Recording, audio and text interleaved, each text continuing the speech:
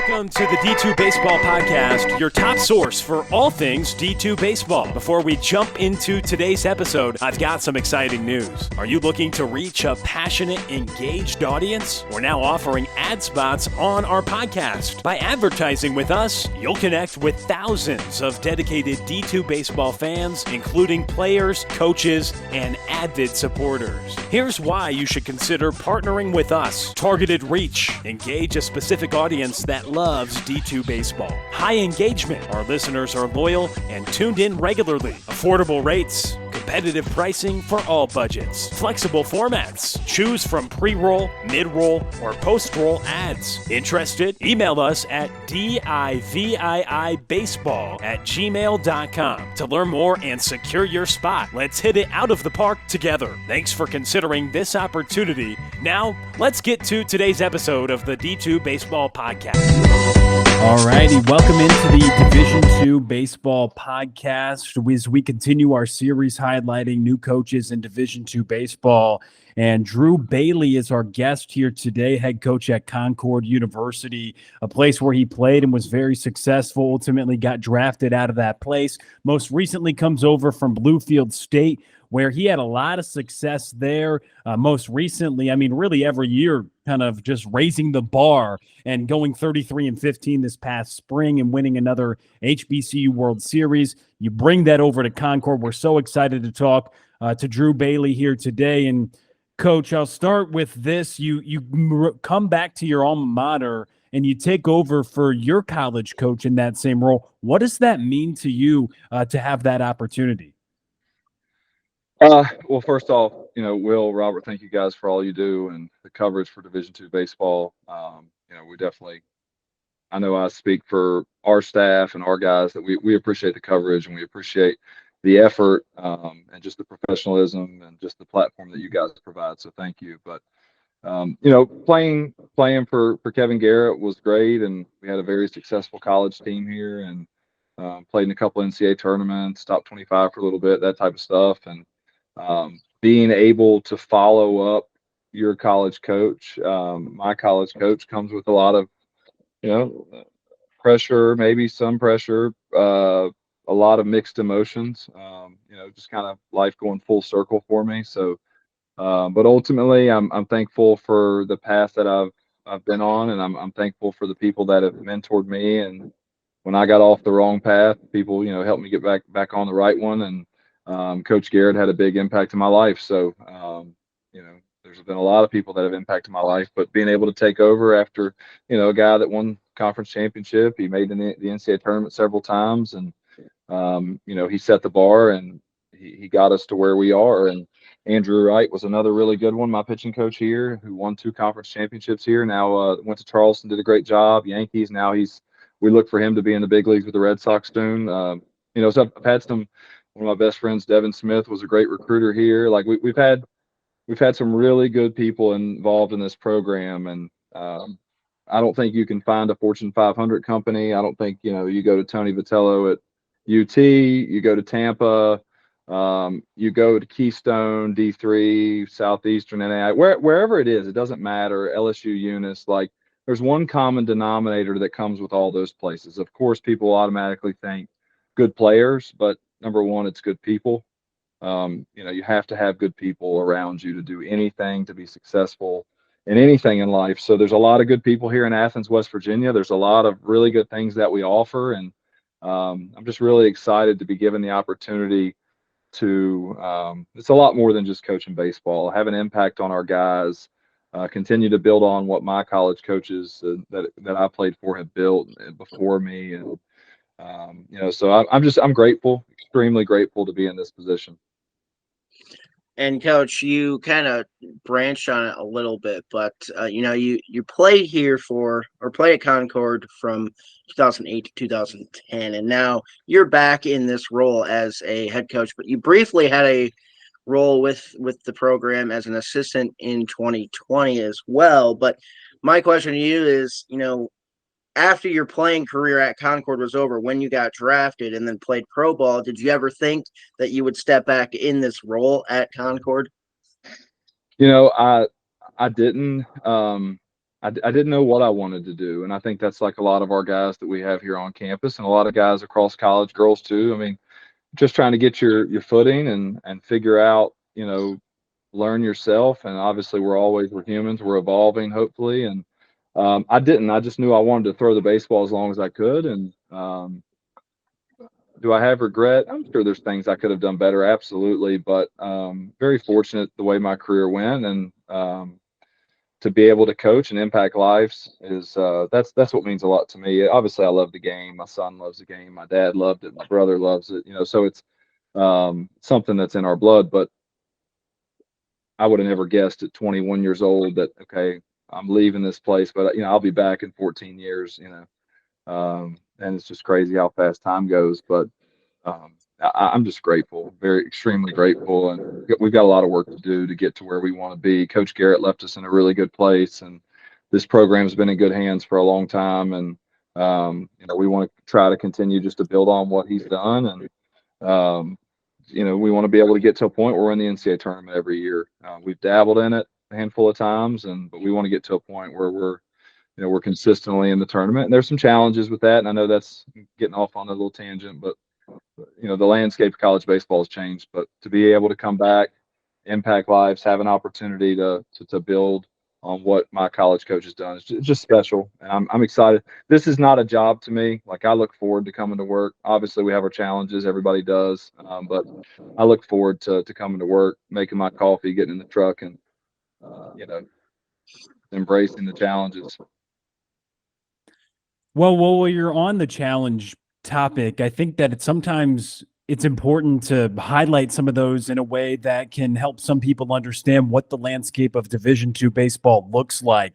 And from coming from Bluefield, where you built that program up, you guys set wins records 3 consecutive years, and you achieved a lot of great heights. Now coming over to Concord, what do you think is the biggest challenge in this coaching transition for you? We're going to have a little bit different type of kid here. And when I say that, like, we probably won't have as many transfers, just with how the different campuses were set up. We're going to target more, probably 70% high school kids, versus at Bluefield State. If you looked at our lineup, we had a lot of transfers. Now we've got transfers here and they're going to play, don't get me wrong, but this 25 class, we're almost done with our 25s. We're going really heavy on the high school side.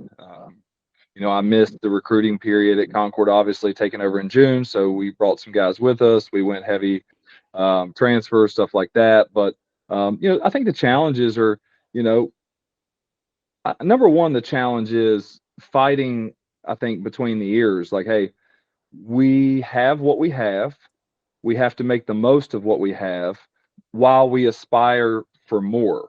We can bitch and moan and complain that, we don't have this and we don't have this huge stadium, but, on the other side, we've got turf. We've got a brand new indoor facility going up. Like, we've got a beautiful locker room. It's a state institution. Like, there's a lot of positives, about Concord University. So I think the challenge, a lot of it is inside of my head every day, because, this is not my program. This is our program, but obviously I'm in charge. But, it's like, hey, we have challenges. I think, kind of like what I was saying, just being in a leadership role. I think just embracing the challenges, making the most of what we have, and just understanding, the parameters that we work in. Like, hey, there's no point in talking constantly about what we don't have. We can fundraise and we can work towards the things that we want, we aspire to have, but we have to really be a sponge with the things that we do have, and just soak in and just really use every resource that we currently have. And I don't want to waste a lot of time, on this and that. Let's use the resources that are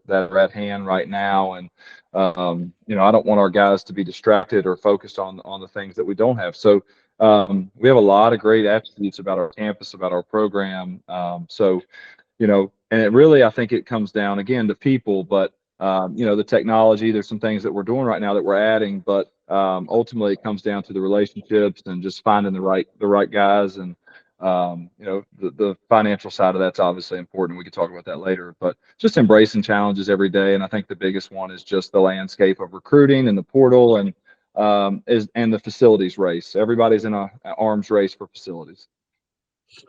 And Coach, you mentioned it a little bit, and so I want to kind of go more into kind of your philosophies as a head coach. You talk a lot about the people and the people being a big impact of this, but what are some additional key points in terms of like your coaching philosophy?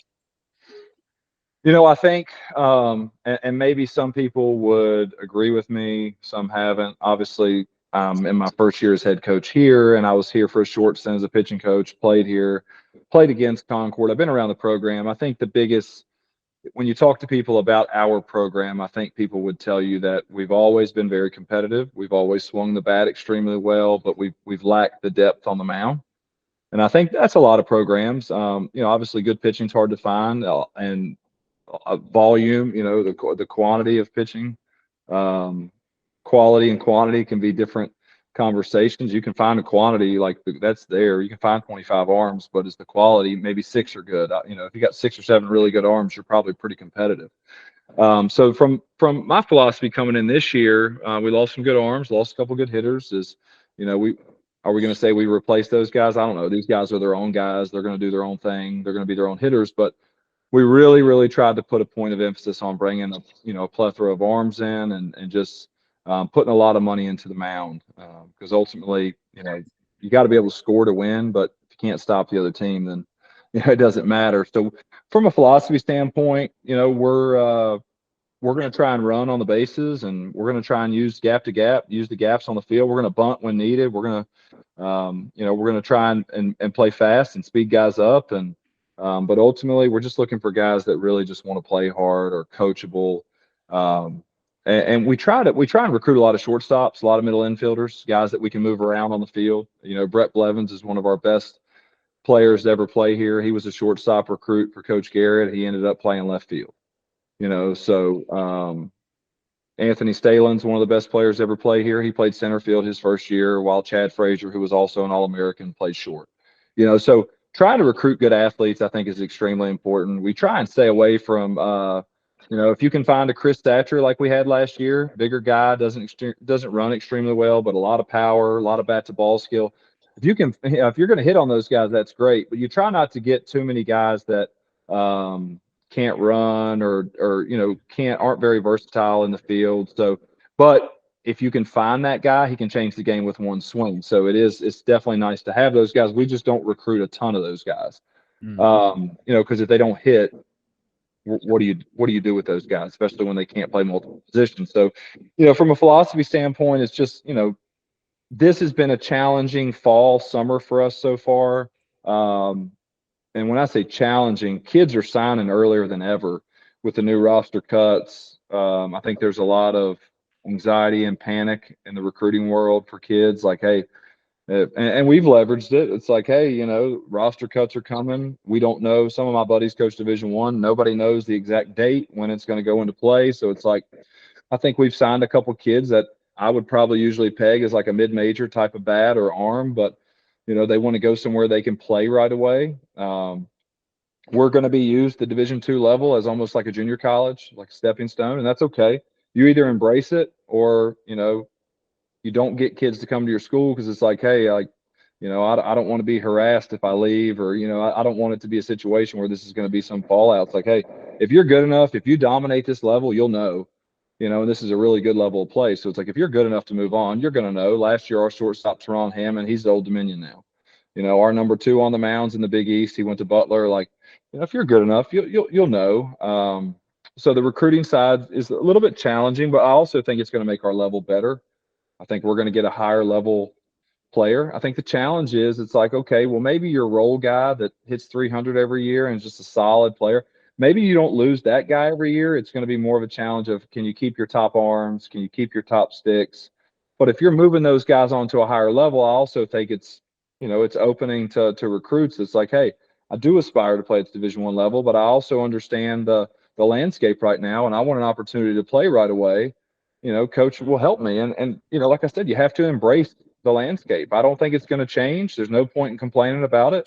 We've got to evaluate the best players we can find. And if they choose Division II, then, great. That's what we want. We're not looking for guys, hey, he's a D2 guy. Now, we want the best players. And if you dominate this level and you're able to move on, everybody will know. Yeah. No, that's a great point. It's awesome how you bring up your philosophy on roster construction and how that ties into recruiting. I know being a former arm, like you talk about putting a lot of money into the mound and how important that is. But you brought up Teron Hammond. I mean, dude was hitting crazy numbers last year, and that's a great example. I think you bring it up like, hey, if you come play, you can let your numbers and let your play do the talking rather than saying I want to be at this level or D1 guy, D2 guy. And I just thought it was interesting because I remember you guys were hitting, you talk about putting a lot of money into the mound. You guys hit like 350 last year as well. So I know that you certainly had a lot of success scoring a lot of runs also. Yeah, and it's well, that's a credit to, our assistant coaches, and Evan Riegel, my former associate coach. He did a really good job with the hitters. And again, it takes a lot of good people to make things go. But, I mean, you have to find some kids and develop them. You have to get some kids that maybe are already ready to go right away. There needs to be a balance. For us, it's like after this year, we brought in a lot of 1-year transfers on the mound. We got Kobe Engel. He was at NC State as a freshman. Like, I'm really excited about him coming off TJ. Like, he's looking good now. He's been throwing. So, we get him, but then I've also got a couple freshmen I'm really, really high on. And next year, hopefully those freshmen or sophomores, they're ready to get in the rotation. And if they're ready now, that's fine too. I don't care. We'll play the best players. But, we're going to be a little bit older the next 2 years positionally, and a little bit older team this year with the transfers we brought in. And then next year, we're going to have a ton of freshmen and sophomores. So we might, we'll have some learning curves, and we'll have those this year. But my philosophy, I know there's a lot of people that are going to wait out for Christmas break. They're going to try and get the transfers because it's no secret. When you've got an older team, a lot of your better teams are older. But at the same time, our setup here at Concord University is really good for incoming freshmen. Not that it's not for transfers, but with the off-campus structure, you can't move off campus till after your junior year. So we really try and target a lot of high school kids. And the North Carolina area, the Carolinas and Virginia and West Virginia, those are our key states that we target because we're so far south. So, from a philosophy and recruiting standpoint, it's like you're just trying to find the best athlete and get them to say yes, and they that want to be here. We want guys that want to be here and they embrace those challenges with us. And Coach, going back to Bluefield State a little bit, Bluefield State being an independent school, you basically had to schedule an entire schedule. Now you go into Concord, you're in the Mountain East Conference. What kind of a two-parter question is like, what challenges did you face scheduling at Bluefield State, and how can that help you now scheduling non-conference games with Concord? I think I learned a lot at Bluefield State, so I don't ever want people to think it's negative. I mean, I wouldn't be sitting in this chair talking to you guys if it wasn't for Bluefield State. And they gave, Derek Price and Dr. Martin and all those guys gave me an opportunity to be able to further my career, to be a head coach again after I went through my divorce and I was at Aggregate for a year. So I got a chance to get back into doing something I love, and we grew the program. I'm very proud of what we did in the classroom and on the field. We won 2 championships, yada, yada, yada. But I wouldn't be here without them. But from a scheduling standpoint, I'll be home more. I mean, 2 years ago in 23, we played 35 road games. Scheduling in cold weather state, and we're the furthest south in the Mountain East now at Concord, but scheduling at Bluefield State in a cold weather state and then not being in the league, extremely difficult. I mean, we ended up playing Virginia State like 7 times every year. The year before Salem came in, we played them 7 times. So now I've got 32 league games already scheduled. And I'll have my challenges here. We will not play as many midweek games. A lot of your conferences are pushing conference play up to like the 3rd week of February now. So you're only going to have 2 opportunities non-league to play. I think the SAC, Conference Carolina, a couple of those. So it's like you either start earlier or you lose the ability to schedule some of those regional teams. So we'll open up 2nd week of February this year with Mars Hill. And then we'll play, I think we got UPJ, Ashland, Millersville. We got a challenging non-league schedule. We got Lake Erie, et cetera. But, when you look at it, we only have 4 midweek games this year with LR and Emory and Henry. both pretty close to us. I mean, Hickory's 2.5 hours, Emory's hour, 20 minutes, whatever. But I think one thing that we'll miss less class here. We'll be able to be a little bit more consistent in our weightlifting during the week and our recovery stuff, not having to play as many games in the midweek. I mean, there's times last year we're playing Tuesday doubleheader, Wednesday doubleheader because we're off on the weekend, or weather's coming in and we don't think we're gonna play that weekend. So I end up running my top guys on a Wednesday, just trying to win games because that's all that really mattered to the HBCU World Series cabinet or board, or selection committee, whatever. But now I think we could be more consistent in the way we prepare during the week. We have a very unique conference. Some people like it, some people don't, but it is what it is. We play 4-game sets on the weekends. So if you're good on the mound, you got a shot. We play all 7-inning games. Hopefully in the future that changes, but I haven't won a game at Concord yet, so I'm not going to be very opinionated on that. I'll just come in and do my job. But so the PSAC we're linked with is extremely tough. So the scheduling side of it, you have to get out and play the non-conference weekend series before the conference starts. You got to play Millersville. You got to go play a UPJ, Ashland. You got to play some good teams because the PSAC, who we're fighting with for regional spot, their strength of schedule in the league is so incredibly tough. We're going to go win a series. If we win a series against a bottom tier team in the Mountain East and they go lose a series, against a better opponent, like, or a middle of the pack opponent in the PSAC, they're getting more points than we do.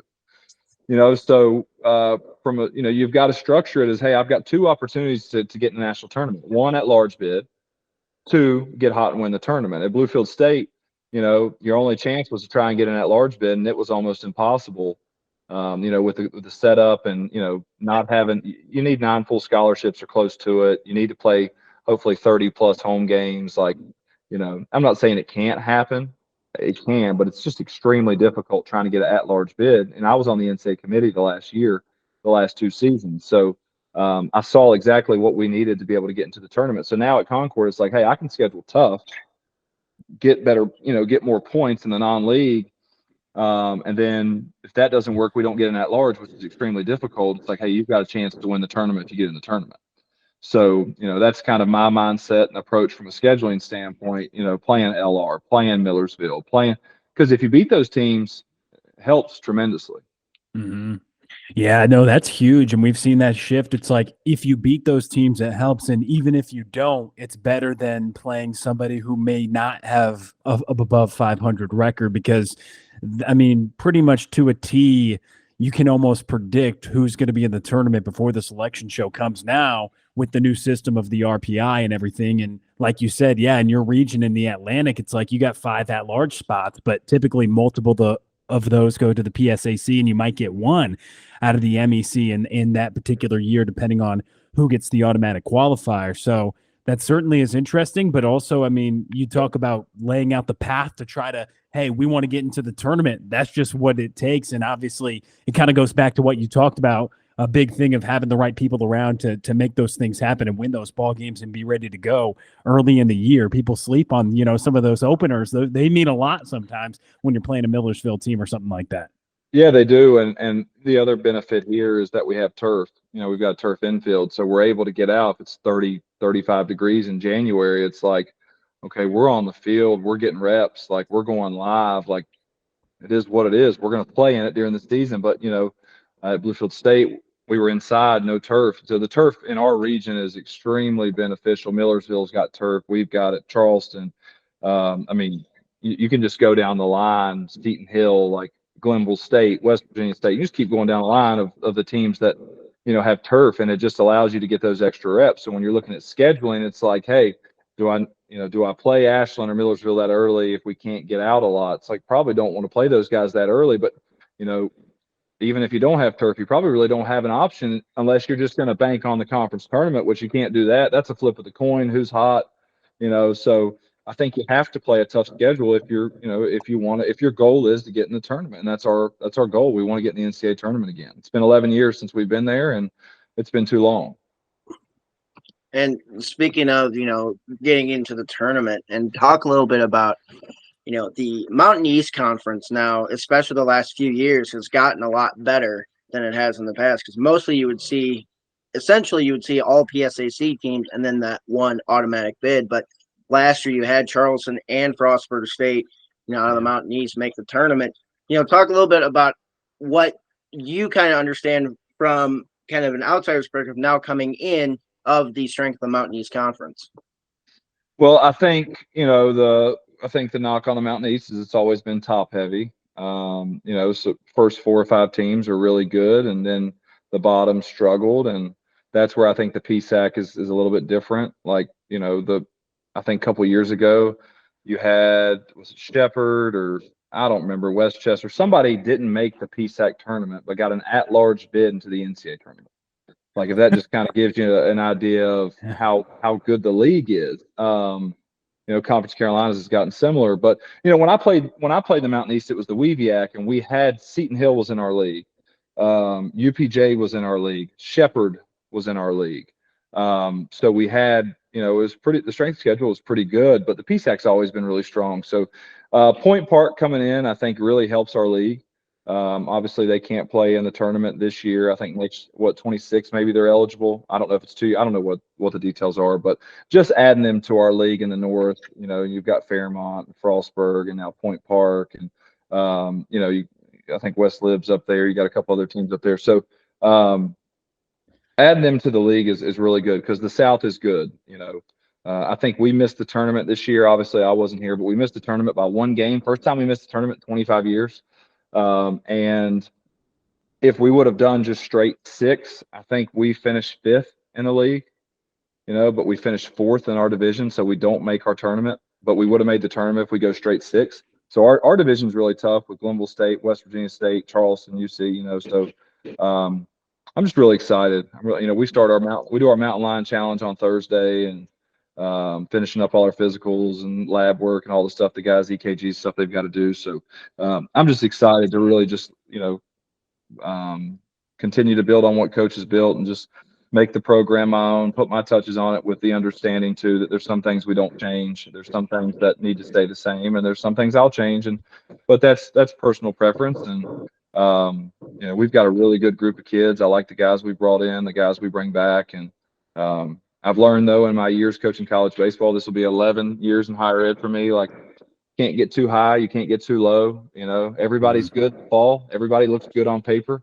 Yeah. Everybody wins their fall scrimmages against themselves. So it's like, you just try and be process oriented, have your goals, but just your day-to-day processes, just, try and be in the moment. Andrew Wright always told me, my pitching coach at Concord, be where your feet are at. We hung that in the Bluefield State locker room. Like, let's just be good today. Tomorrow, we'll fix tomorrow. We'll worry about tomorrow, but let's be good right now. Not that we don't have long-term goals. We want to get to Cary. That's a long-term. Our short-term is let's just progress every day. Another long-term or short-term goal is that we get back in the tournament. But, I don't get ahead of myself anymore. 2 years ago, I got ahead of myself. We finished 500. Last year, I tried to really just stay really humble about it and just because you don't know how the ball's going to bounce. You don't know who's going to stay healthy. Like, there's just so many variables that go into being good, and it takes a village to be good, from your support staff, your athletic training, your administrators, like everyone, your student managers, your student assistants. Like, it takes a village to be successful. So I'm just excited to get to work, and I'm just the fun part for me is I've got skin in the game. Like, I'm passionate about this place. It changed my life. Like, I got an opportunity to have a really good college career, meet my best friends, the groomsmen in my wedding, be able to win. Winning's fun, losing's not, so that obviously makes your experience better. But I can sell Concord with 100%, passion and love for this place. And it doesn't mean this place is perfect, but I love this place. So I'm not just selling something, and I love Bluefield State when I was there, but this place is my home and it means a lot to me. Love that answer. And I know that it is so interesting to me what you bring up about starting to get going with the Mountain Lion Challenge and guys coming on campus and getting ready for a big fall, but not getting too high and too low. Because I've heard that saying where, you're not going to win the World Series in the fall. You perhaps you could lose it, I guess, if you don't do the right things. But I mean, you talk about the approach to player development now in the fall, is that the time where you can really try to start developing guys, perhaps the younger guys, where you can see more in them? I find it interesting as well to ask somebody in your position as well, because player development, it's kind of an individualized thing. I want to get this player better. But when you talk about winning and losing, it's all about the team and the cohesiveness and everybody being together. But I know that in the game of baseball, if everybody gets better, that collectively helps the team, right? Yeah, absolutely. I look at it as like kind of like when a cruise ship's being built. It's like it's docked, it's on land. Nobody sees it being built really. They don't know what's going on inside. Like, got a lot of progress going on, but you don't really feel the full effects of it until it gets in the water. So it's like, you know, when we get in the water, when you put it in the water, it's time to run. Like, and that's, we're building our ship in the fall, and the world doesn't have to see everything we're doing. They don't have to know the ins and outs of our program. There's certain things obviously we'll expose on social media and stuff for recruiting purposes, but it's like we're building our ship in the fall and we put it in the water in the spring. We let it run, and we'll make adjustments. You might have changed oil, or redirect the ship. Sometimes it gets turned around, but that's the way I look at it. Yeah, I mean, we're from a development standpoint. We video everything. We use a lot of software. We've got Yacker Tech getting installed this fall, kind of like it's like TrackMan. UT uses it. I think the Yankees have it in their pen. We just got a plethora of water bags and connection balls and bands coming in. And I tell the guys coming in, I said, look, like recruiting wise, you've got turf. We got an indoor facility being built. We'll have our second weight room being built on campus. We've got multiple options to eat on campus. It's an affordable state institution. We just added nursing. We've got a PA program, PA school being built. Like, we got a lot of really good things. Dr. Bogus, our ADs, our president, Dr. Bogus, has done a fabulous job, and her cabinet, and our administrators, Luke Duffy, Tessa Southcott, former AD Kevin Garrett. Like, we've had a lot of people that have really got this place going in the right direction. And this is a great institution. Dr. Brad Lane's the president of our board. Like, he's a great sponsor of athletics, and you have to have administration. You're only as good as your administration at this level, at any level of college baseball or athletics, but you're only as good as your administration will let you go. Like, and obviously the fundraising is extremely important. And my home's an hour away, where I'm from, Christiansburg, Virginia. My home where I live is 30 minutes away, 19 miles exact. So it's like I'm surrounded. I've been in the same region my entire career, and I've got a lot of people that want to help us succeed. And you have to have your alumni active and donating and being around, and so we do a lot of stuff to develop on and off the field. We do our Into the Real World series. We teach them. We did a LinkedIn workshop yesterday.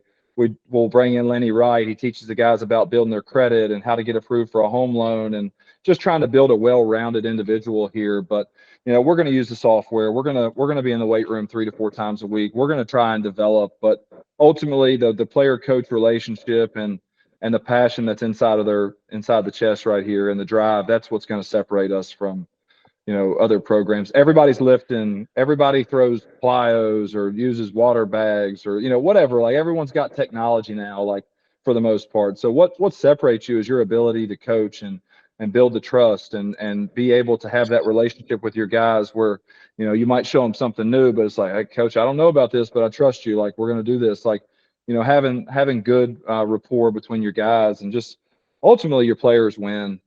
We just try and lead and set the culture, and they take off with it. And but I'm excited. I wish we played tomorrow. We're not ready to play tomorrow, but I'm excited. We play VMI to finish the fall this year. So my buddy Sam Roberts, my former minor league teammate's the head coach of VMI. So that's going to be. I've never played outside competition since I've been in the college game, so I'm excited to do that. And you kind of touched on it a little bit, Coach, and you kind of want to continue more about it, of an off the field type of perspective. But you talk about Into the Real World series. Expand a little bit about that and what your goal of it is to impact, these players. Well, I always say, and I got this from Andrew Wright, like 3 things we're trying to do. Number one, my first priority is to turn these guys into a man. Maybe they're with me for a year and college isn't for them, but they learn really good principles and they go to welding school or they start their own business. Like, no matter, we all have one common denominator in here, or 2. We're all going to die, and we've all got to turn into a man at some point. Well, I guess we don't have to, but we need to. we're going to be coworkers, we're going to be fathers, we're going to be husbands. So my number one priority is not that they graduate, it's that they turn into a man, because there's a lot of successful people here that don't have a college degree on this earth. Now, obviously, if they're coming to me, they want a college education. That's number two, is like you graduate. But if you're turning into a man and you're handling your business in a professional manner, and you're on time, and you're organized, you're going to get your college education. And that's goal number two. Number three is that we win some type of championship. 4, 5, 6, 7, whatever, 8, 9. Your own goals, team goals, like we get those. That's great. That's icing on the cake. But if you're winning a championship, you're probably doing a lot of things well. But statistically, these guys aren't going to play in the big leagues. We hope they play in the big leagues. We're going to train them. We're going to coach them like they're going to play professionally. We've got 2 arms right now that get to 94, 95 that I'm excited about, that have a shot to play at the next level, and maybe a couple position players might have a shot. So it's like, if those guys get drafted, that's great. But ultimately, I want them to look back and say, okay, they coach their son, they learn good principles on, raising their son. A lot of that they're learning from their parents, but not all of my guys have a dad present, or not all of my guys have a mom present. And I've got to remind myself that constantly, like, hey, I might be I'm on them too hard. They don't have anybody to call when they get out of practice and they're in the car and they're upset. Like, maybe, but it's my job to raise them up, not be their friends. It's my job to continue to build on what their parents have instilled in them. And so when we do the into the real world stuff, that's like, hey, we'll teach them to change a tire. We'll teach them, build their LinkedIn, teach them to build credit. We bring in financial advisors, preachers, police officers. My buddy Brandon Disney's a State Farm agent, entrepreneur, owns a restaurant in Pigeon Forge. Like, he can talk to them. He owns property. He does rentals. Like, he can come in and get those. Maybe it sparks something with those guys in their brain. Like, hey, I want to be an entrepreneur. Here's a really good connection for me. I can ask them questions about starting an LLC, or whatever it is. So yesterday we're doing LinkedIn, but I took some time to show the guys, like, hey, I think it's a professional look if you all have a signature on your email. Caden Swain, business major, student athlete, Concord University, 2026. Like, I don't know, like, what's going to make you stand out from the guys, across from you, the guys you're sitting next to, or the competition that you're going to go against trying to get that internship or that job. So I want them to learn baseball. I hope we win a lot of games, because losing's not fun. That's, we want to win. And I ultimately hope that obviously they turn into a man and a husband, father, whatever, but I really hope that they can give back some of this stuff to their children. Because the guys always laugh. It's like, hey, my son was born at 24, or when I was 24, and I coach him now in travel, and I tell these guys, well, hey, some of you guys 23 in here, you're going to have a kid in 2 years. And they're, oh, come on, coach. And then 2 years later, they're sending me a picture of their newborn baby, and it's like, life goes full circle for them, or for me, and it's fun to see those guys, the stuff that Coach Garrett taught me, and Coach Wright, and my minor league coaches, and all the guys, my dad, my mom, everybody that's taught me. It's like we're giving back. That's where servant leadership comes into play, and we're more than just a baseball coach. And it's just not who we are. It's a huge part of us, but I'm a father, I'm a Christian, like, I'm a baseball coach. There's 3 things I really love in this life, and that's God, my family, and my wife, and baseball. Baseball's pretty high up there. But just trying to build a well-rounded individual. Because the other thing too is baseball's hard. It's a tough game, and guys go in slumps, and it's like, okay, well, I got a guy struggling. Maybe I bring a speaker in, and that just rejuvenates them. It's like, makes them passionate about what's after baseball. And next thing you know, they come out of the slump because they're not overanalyzing every single thing they're doing. They're watching video 24/7. Maybe I change their train of thought for a little bit, and I introduce them to something they become passionate about, or something they become really successful in that they didn't really even think they'd be interested in. So, I want these guys to be successful. I love that too, is that you want them to be successful, but not just be successful baseball players. And that's the coolest thing, because I feel as though a lot of athletes, when you're playing, you never think about not playing. I mean, you even kind of brought it up, like, hey, you didn't realize that you'd maybe be in this position, because a lot of people aren't thinking about those things when they're a college athlete. And so I think that's really great that you're putting those things in their mind, because there will be a day when the jersey comes off your back, whether you have a long career or not. It's still going to come off at some point. So I think that is really powerful, and really, at the end of the day, I think the place where you are now, I presume that's the locker room. That's a big part of what a lot of guys can do in their careers, develop those relationships with their teammates. And those are probably the things they ultimately take most with them after their career's over. Yeah, I mean, I remember a lot of the wins, well, some of the wins. I remember making the tournament. I remember that we went undefeated at home. I don't remember stat lines very often. Like maybe a really good game I remember, but like I don't remember a lot of that. But I remember my college coaches. I remember my buddies. I remember that we were successful and you know, um, trying to instill that toughness into these guys that my college coach instilled into me. Like, and if there's anything that I really attribute there's a lot, but the biggest thing I attribute to my college coach was just the discipline, the hard work, the weight room, just the mental toughness that he instilled in us. And I'm trying to instill in my son, like in my sons and my daughters, my 4 kids, and that I practice every day. It's like, okay, you got a health issue going on, you got financial issues going on, like whatever it is you have going on, like we're going to get through this, and the ability to have good people around you and just be mentally tough and be able to um, absorb the blows that life takes on you or gives you and keep getting up and keep going. And that's why I just life's one day at a time, and life's hard. So the lessons we learn through baseball, I think that's why I love it so much. It's like, hey, my first year at Bluefield State, we get beat 20 to like 2 or something in the championship game. We had to lose twice.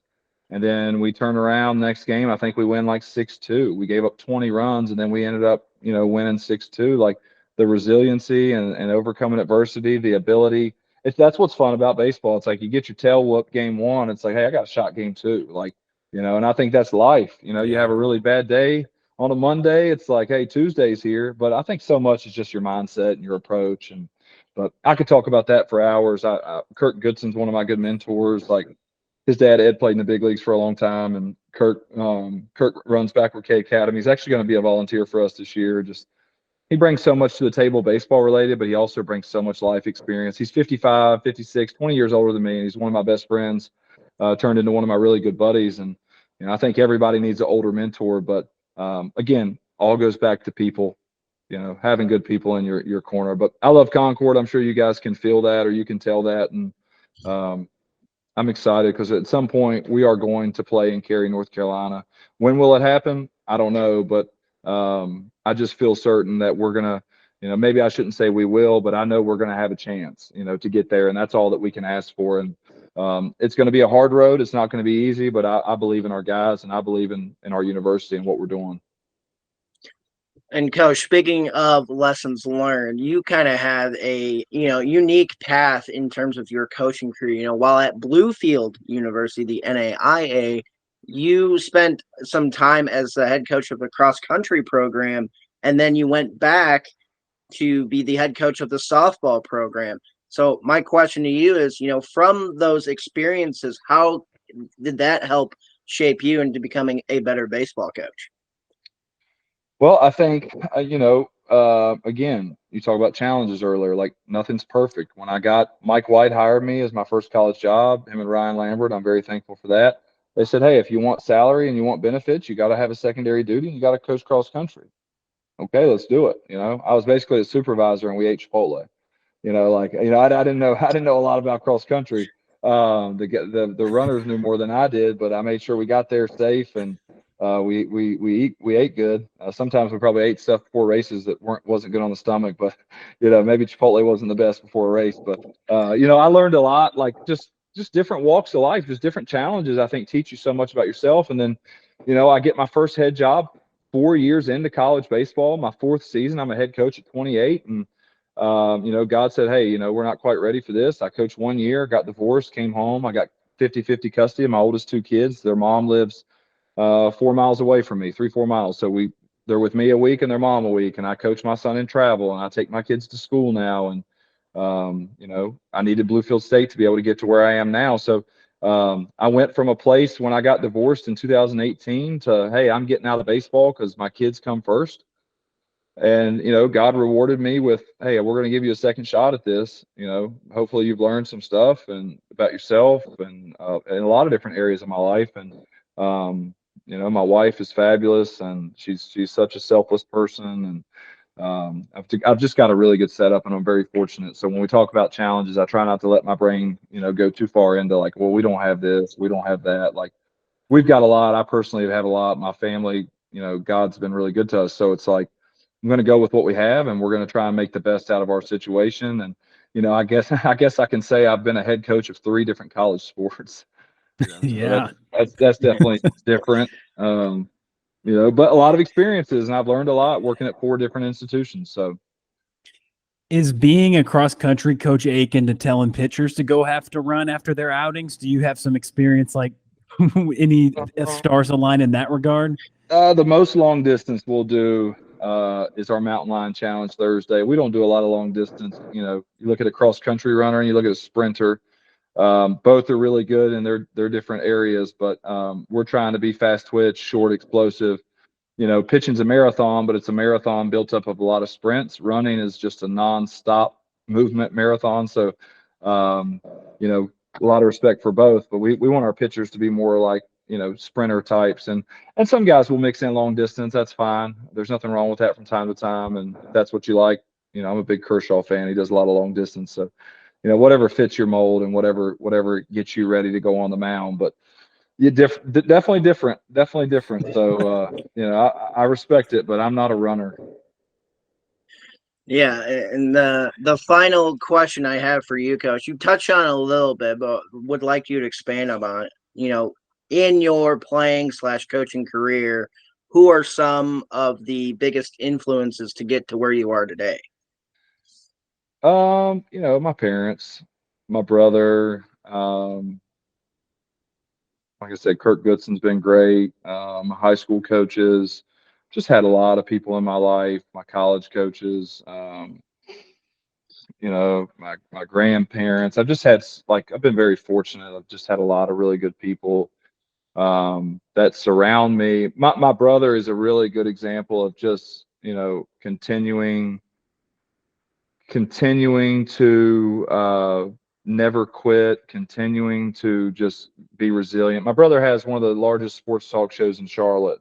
He does really well. He does the pregame, the postgame show for the Hornets and the Panthers, the pregame shows, all that stuff. And he's the voice of Team USA football. And, he's got an agent now, and he just signed a 3-year contract. And he started off selling ads at ESPN radio. So it's like, you look at how far he's come, like he's done a really good job, and he lives on Lake Norman. He's got 3 beautiful kids and a wife. So like watching him grow, he's older than me, but like just watching his path, again, not easy. My path has not been easy. I don't know if you can find, you look at like Mingione from Kentucky, like, there was always rumors during COVID that they were going to let him go. And I think he spoke about some of that. Like, they got off to a tough start, and then he gets to the World Series, and his faith and just continuing to believe in his guys and his staff and himself. Like everyone's got different paths, and everyone, God's journey is different for everybody. But just watching people face adversity and keep getting up and keep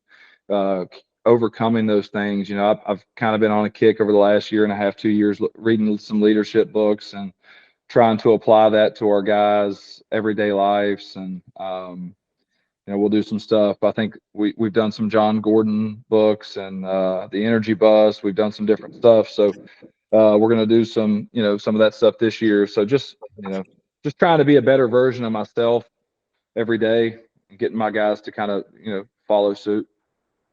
But I learn more from them sometimes, I think, than they learn from me. Yeah. I mean, that's huge. I appreciate that answer. I mean, because you're trying to raise the bar and get better. And I think that's something that can be very clear listening to you answer your questions. So we appreciate all the time that you gave us today. Is there anything else you'd like to add about your team, your program, your guys throwing 95, anything like that?